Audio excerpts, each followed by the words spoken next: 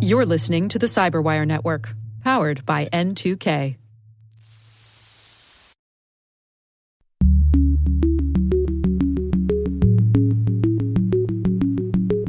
Do you really need the data that you're collecting, or are you just collecting a whole bunch of data that is then going to be a minefield of toxic waste if you get hacked?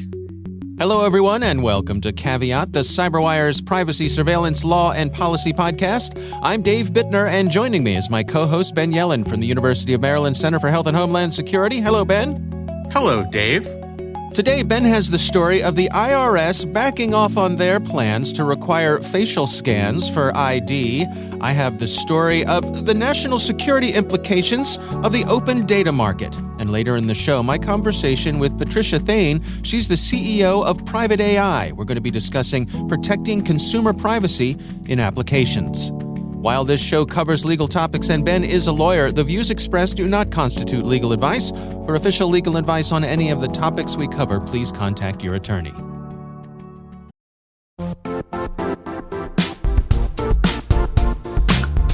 Now, a word from our sponsor, the Johns Hopkins University Information Security Institute, currently seeking qualified applicants for its innovative Master of Science in Security Informatics degree program. Study alongside world-class interdisciplinary experts and gain unparalleled educational, research, and professional experience in information security and assurance. Interested U.S. citizens should consider the National Science Foundation's CyberCore Scholarship for Service program, which covers tuition and a $6,000 annual professional development allowance, as well as providing a $37,000 additional annual stipend. Apply for the scholarship and the fall semester by March 1st. Learn more at cs.jhu.edu/MSSI.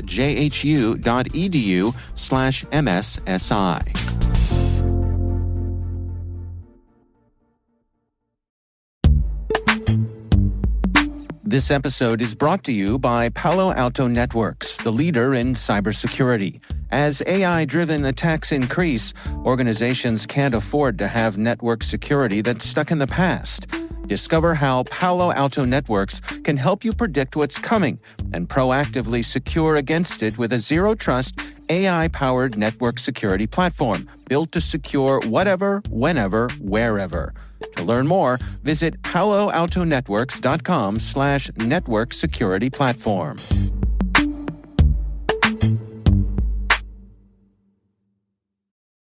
All right, Ben, let's jump in with some stories here. Why don't you kick things off for us?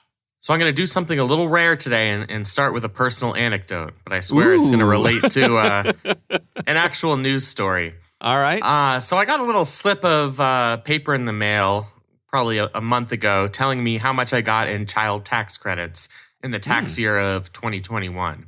I have two kids, so it was a nice little amount.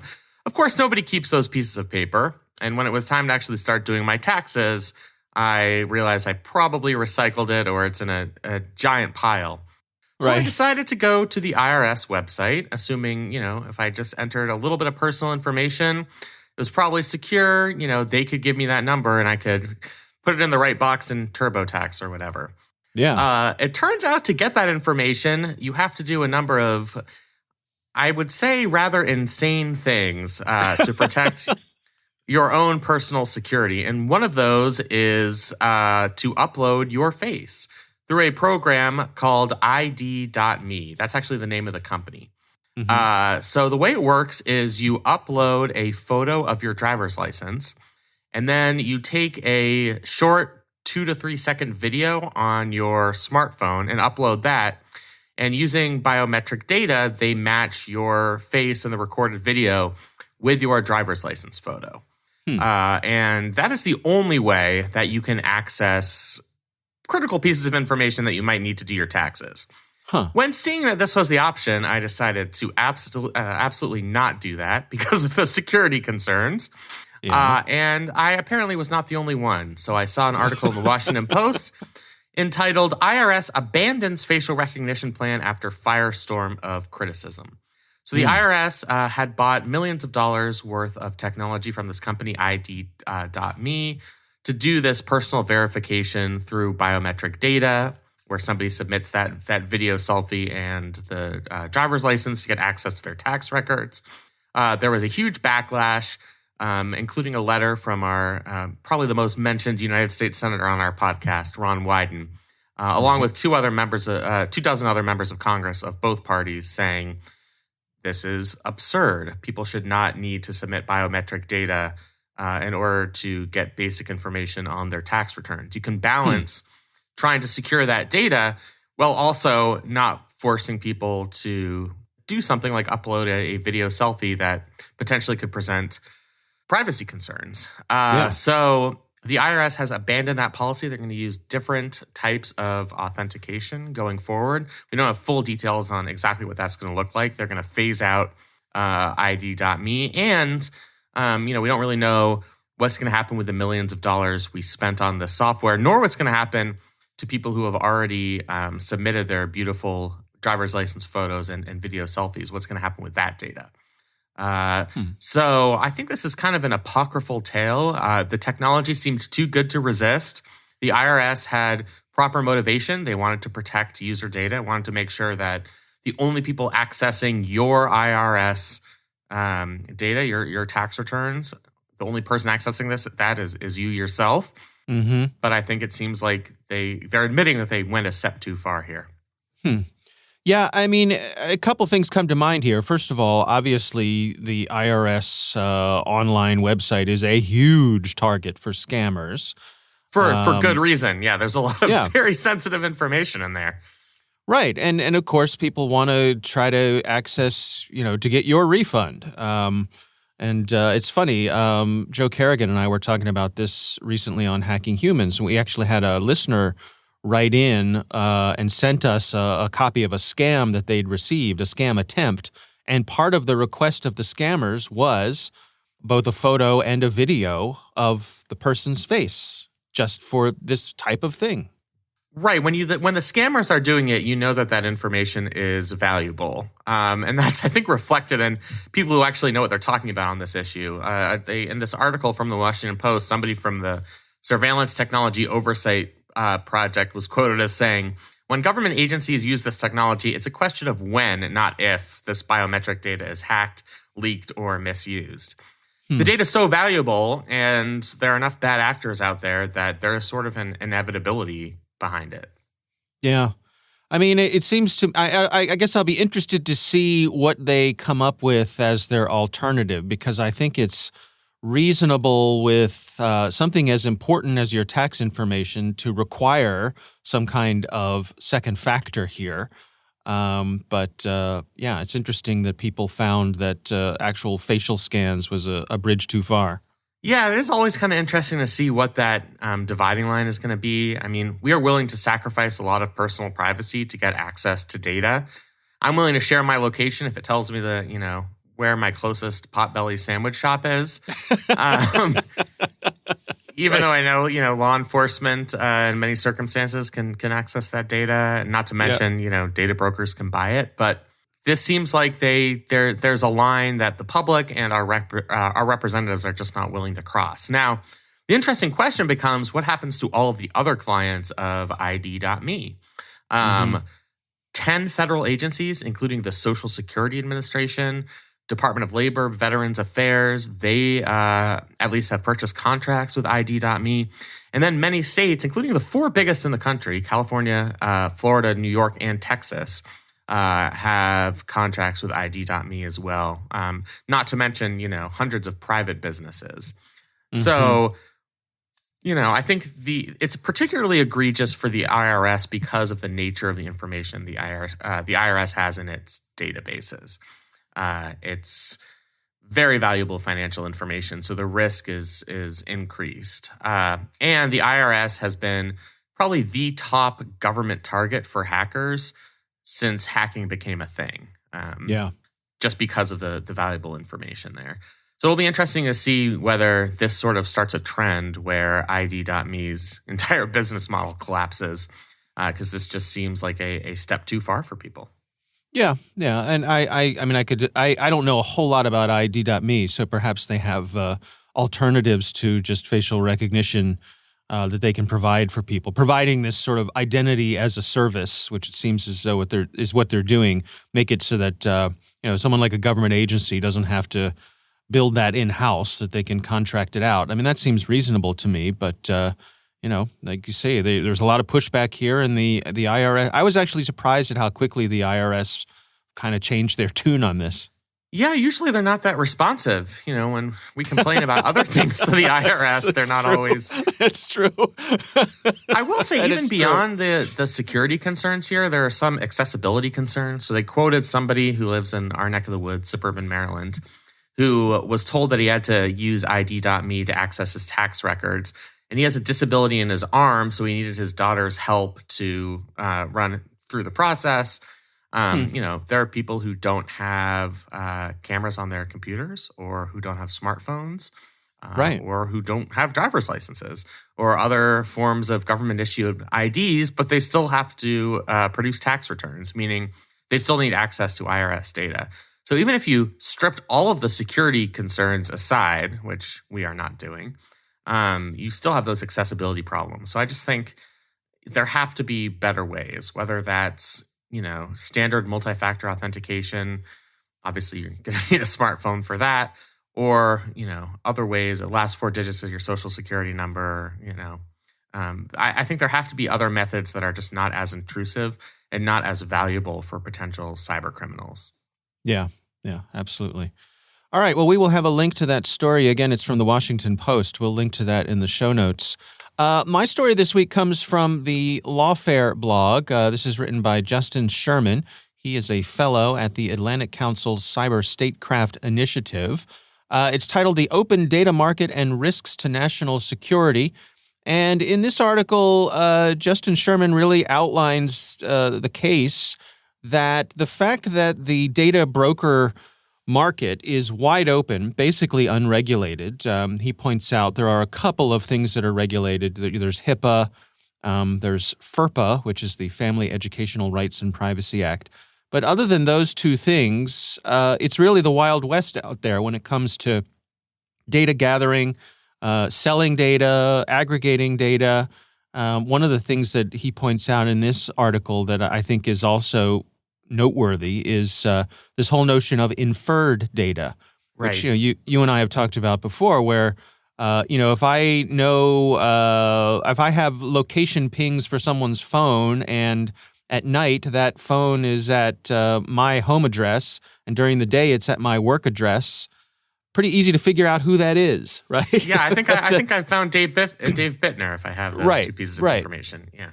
But the case that is being made here is that there are actually national security issues here. They point out the cases that got some press about folks in the military and in the intelligence community who, through their things like their Fitbits or their smartphones, things like that, were tracked to locations that were supposed to be secret locations.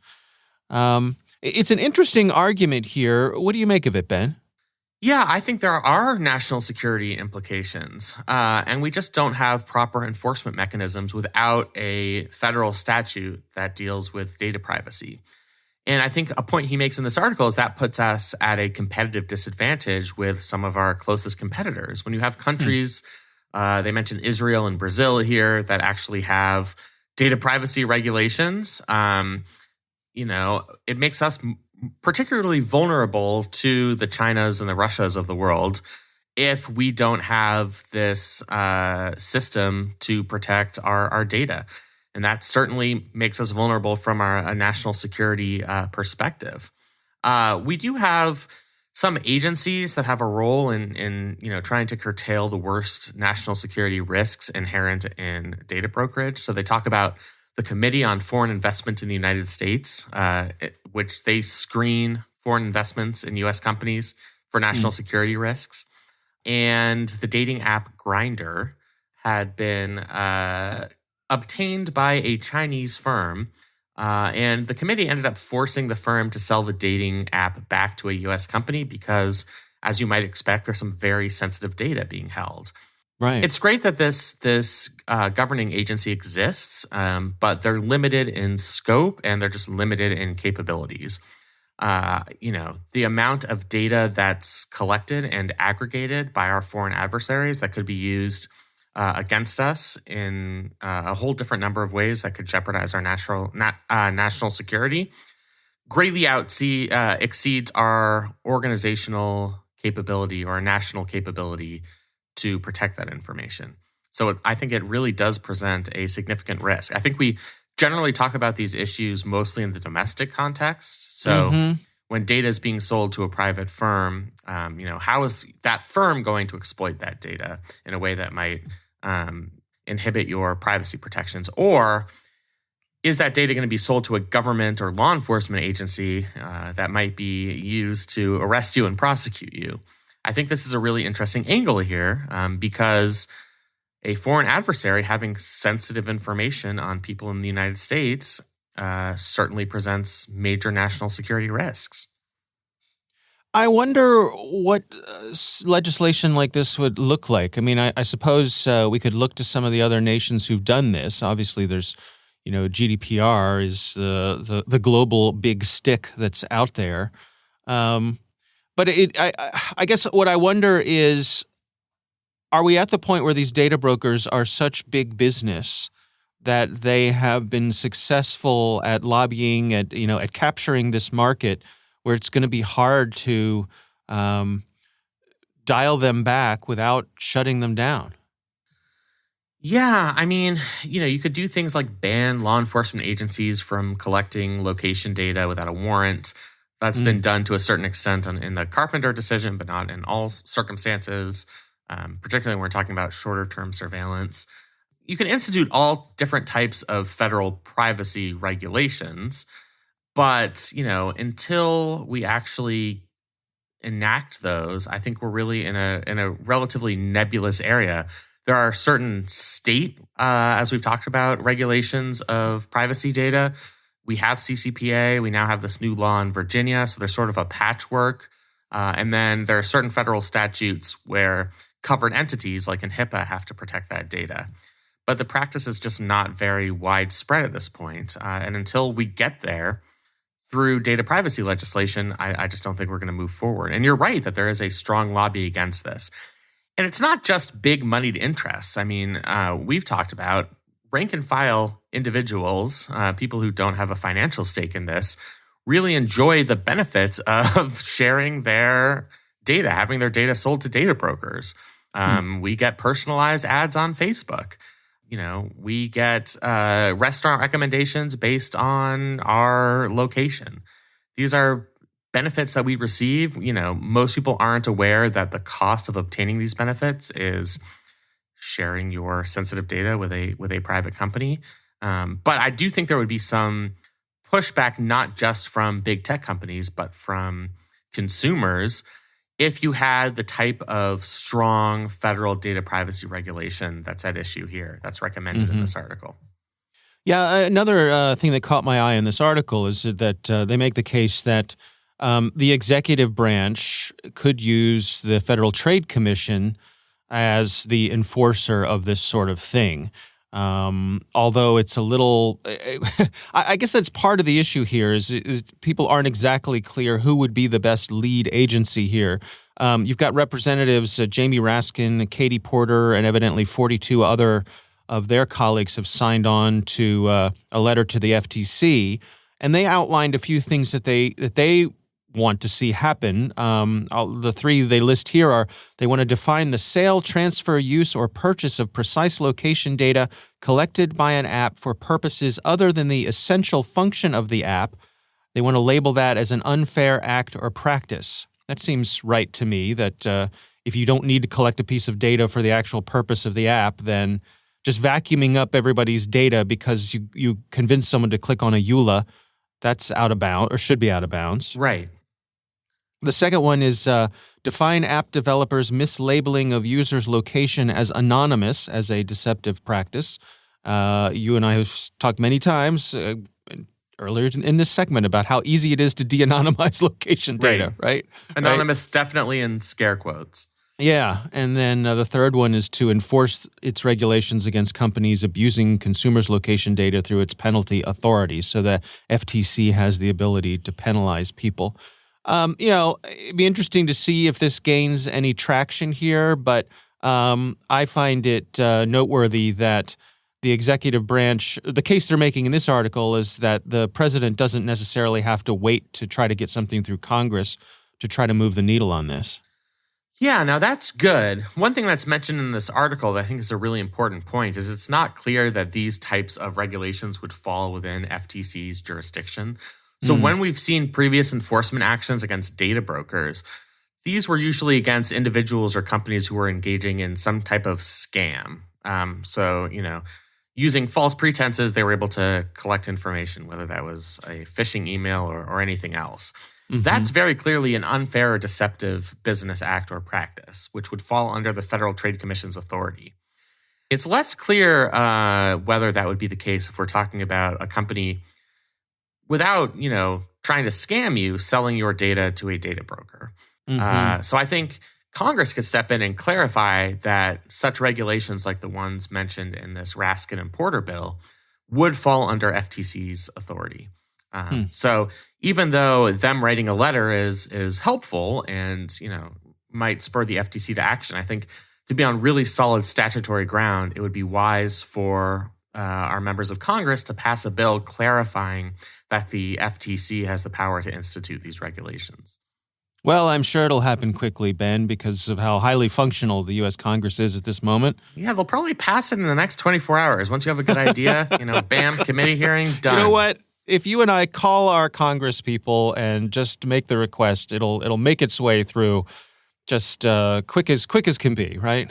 I will say they do listen to phone calls. So if this is something you really care about, now, will they listen to one individual phone call? Maybe not. But if, hundreds of people call about the same issue, that's the one thing that might actually move members of Congress. The problem is, besides you and I, and our listeners, there aren't as many people who are passionate about this as there are about, pick your sexy issue of the day. So right. But that's the one way to get in your member of Congress's ear. All right. Well, it is an interesting read for sure. Again, that's over on the Lawfare blog. We will have a link to that in the show notes.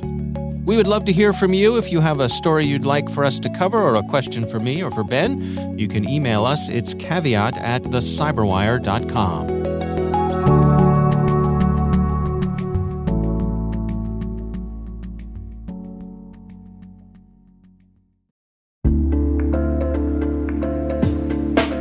And now, a word from our sponsor, SpyCloud, the cybercrime analytics leader.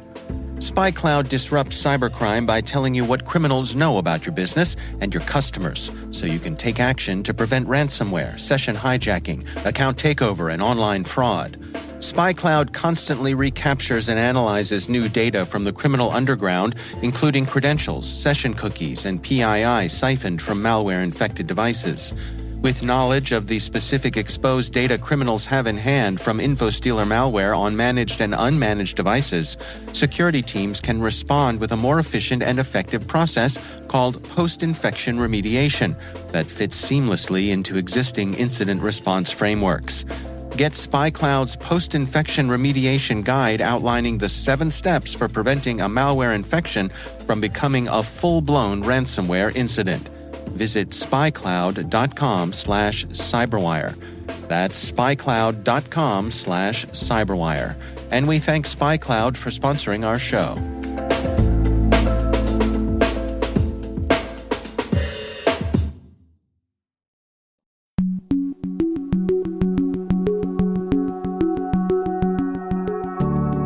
Ben, I recently had the pleasure of speaking with Patricia Thaine. She is the CEO of a company called Private AI, and they work on using artificial intelligence to protect consumer privacy and help developers of apps do just that.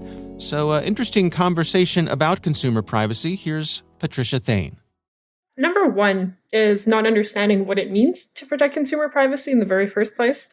Then what it means from a legal perspective, not just from a conceptual understanding. And then trying to figure out, given this, how do we still do what we need to do with the data? How do we still capture what we need to capture? And what kind of tools are available to help us out? So it's a very complex space for people to be playing in, and for developers who have had no background in privacy in their education to start diving into out fresh. Yeah, I mean, I'm thinking about all of the regulations we have around the world, and what is truly a global economy online these days. I mean, you think about California's regulations and GDPR. I suspect this is something that it's challenging, particularly as you say, for a newcomer to navigate. Exactly. So we are seeing mainly managers are the ones who are in charge of deciding whether or not something needs to be privacy preserving and how to go about it, what kind of tools to use. But more and more developers are becoming aware of what it takes to be privacy preserving, and more it's going into their hands. So it's a pretty interesting future that lies ahead for us. And when you say privacy preserving, how do you define that? What goes into achieving that? Great question. So it's about a few things. Really core to it is consent. So privacy is really about consent, giving the user the ability to choose what happens with their data, whether or not they can delete it, whether or not they can request for it to be de-identified or anonymized or redacted. It's also about telling the users where the data is going. Are you reselling the data? What kind of processes you're using their data for? Is it actually central to the service that they signed up for?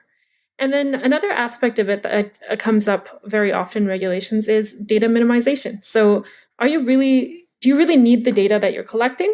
Or are you just collecting a whole bunch of data that is then going to be a minefield of toxic waste if you get hacked? And those two are pretty prevalent across the world in the data regulations that are popping up. You know, it strikes me as you describe those things that it seems like kind of an ideal list of something to aspire to for companies. But I think that there's a lot of folks out there, particularly here in the United States, who feel a little cynical about that. You know, we see so many stories about our data being shared and collected, and, you know, EULAs that are too long to read or make sense of, and apps vacuuming up as much as they can. Is there a sense that we're in the midst of a transition there, that there's a recognition that we need to make some changes and that more regulation is coming? More regulation is definitely coming year over year, adaptations to current regulations as well. And yeah, there is cynicism. There was cynicism about whether or not we can get technology to catch up the law in this case. Usually we're criticizing the law for not being able to catch up to technology. Now it's the other way around. And in the span of only a few years, we saw some really exciting things happen. For example, companies that had data that were complete messes had to figure out how to organize them. So new innovations started popping up around how to categorize data. Number one issue, what do you have in the troves of data that you collected? And then new companies started popping up around privacy preserving machine learning, including for federated learning, some really cool open source projects around there as well. New ones about identifying what kind of personal information is associated to a specific individual, because that's a core requirement of data protection regulations like the GDPR. So it is complicated. It's getting less and less complicated as the years go on, and it'll become easier for companies to just be able to dip their toe in the water or their whole leg if that's what they choose to do right off the bat with all of these innovations that are coming forward. And so the folks that you work with in terms of, you know, being able to engage with a company like yours to help them along this journey, how does that interaction work? What are the types of things that they're looking to outsource? Yes, great question. So we started Private AI because we noticed there was this pretty big gap where it was difficult for developers to integrate privacy into their pipeline. We were specifically thinking of it in terms of NLP teams or teams using AI for unstructured data, because the data is really messy. And we were talking to a bunch of folks. We noticed that they were either building tools like ours, which is about data minimization, redacting personally identifiable information from text, images, video, audio, And they had to build this internally or use third-party services that would not get the accuracies that they wanted, or that would also claim rights to their data and then use it for training their own models, which, if you're sharing personal information in the first place, you don't want happening. So we really let users plug in this system that allows them to identify personal information, including direct identifiers and quasi-identifiers for chatbots, for customer service tech, for being able to discover what is in your database in the really messy unstructured data, because a lot of the tools out there are really for structured data. If you look at what happened, for example, at Scatter Labs, which is a Korean chatbot company, they had been collecting billions of chat records that contain sensitive information between lovers. And then they weren't doing anything to protect the privacy of this data as it was being used to train their machine learning models. And the chatbots were spewing out names, usernames, exact addresses of their users. So a solution like ours really helps AI companies avoid that kind of nightmare scenario. It's something I hadn't really thought about. And boy, it really brings it into focus when you talk about, the chat conversations between lovers. So I was thinking even, with for example, I can imagine somebody in a chat bot with a service provider saying, oh, goodness, I sure hope that I get this up and running. My mother's health has been terrible. She's 78 years old and, she doesn't have much longer. So I hope we can get this going. I mean, that is full of personal information that I suspect the companies don't want to be hanging on to. Exactly. And a lot of the times companies will say, hey, don't include your personal information in this chat or in this phone call, but people still will, right? They're talking to another human.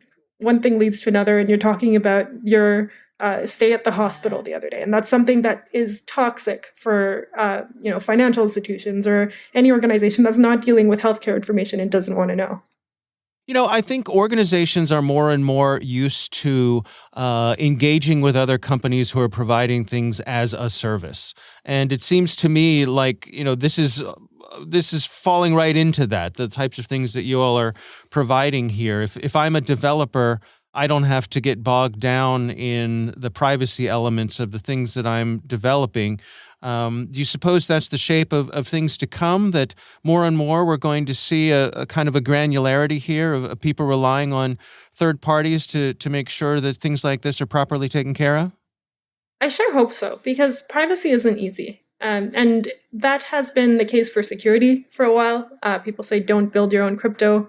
It's perfectly valid. Unless you're a team of expert cryptographers, you should not be building your cryptography. These are very complicated problems. Similar to cryptography, where it takes a lot of knowledge, a lot of specialization, and a lot of understanding of where the corner cases are in order to build something that's robust enough to be compliant with the regulations.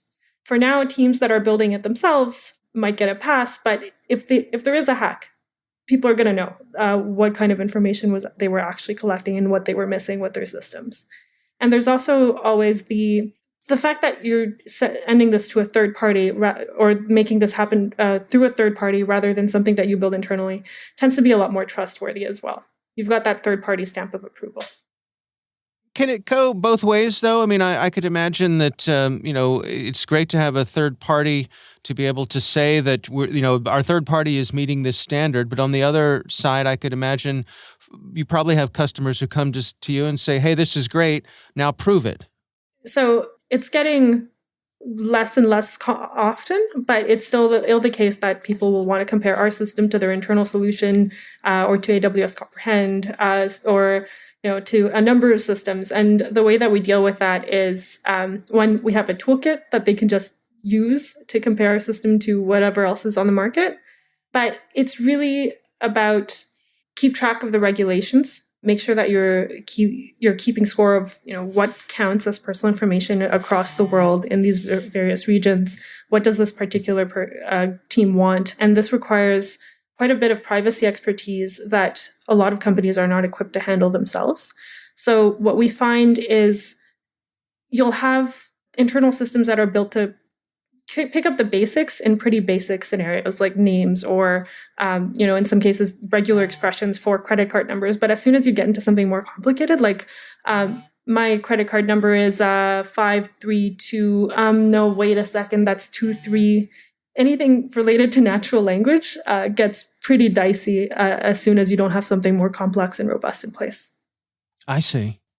Do you suppose we're headed towards a time when this is considered a competitive advantage, that companies are going to be able to raise that flag and say, hey, we're a privacy-first organization, and these are the things we're putting in place to protect you and your information?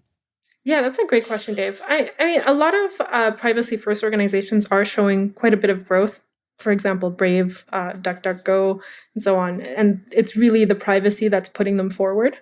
Is this going to be the case across the board? So what we're seeing is in a lot of businesses is that their customers will actually not give them access to data unless they do something like this that's robust to protect the data. And so the competitive advantage might come from that stamp of approval, that more public stamp of approval, but it might also come just from the access to more data to train your models, for example.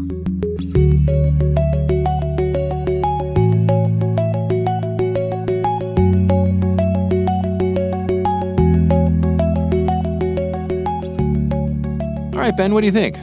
Really interesting interview. I think, it kind of goes into what we were talking about with the last segment. Some of the coolest features of applications are the very things that might jeopardize consumer privacy. So I think it's becoming part of the culture of these organizations to really weigh those values. Whether you want to have incredibly cool capabilities that allow you to, have a killer app that's going to get lots of downloads on the App Store, or you want to focus on protecting consumer data. Those interests aren't always in conflict, but sometimes they're in conflict. So that's, something that stood out to me. Yeah. I can also see the real attraction from a developer's point of view of being able to outsource this particular part of your app, and we see this with people using open source software, and it's my impression that no apps are sort of written from whole cloth anymore. You take a little from here, a little from there, because why reinvent the wheel? But in this case, it seems like, from a regulatory, privacy, convenience, and safety point of view, if you've got someone else who's worrying about that, that's a pretty good value proposition if I'm an app developer. Absolutely, especially someone who has experience working with a bunch of different app developers, institutions, etc. Right. All right. Well, again, our thanks to Patricia Thaine from Private AI for joining us. We do appreciate her taking the time.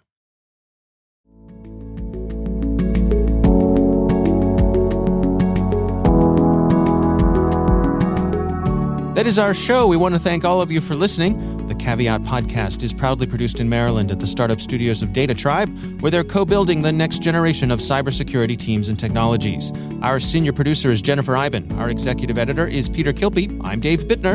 And I'm Ben Yellen. Thanks for listening.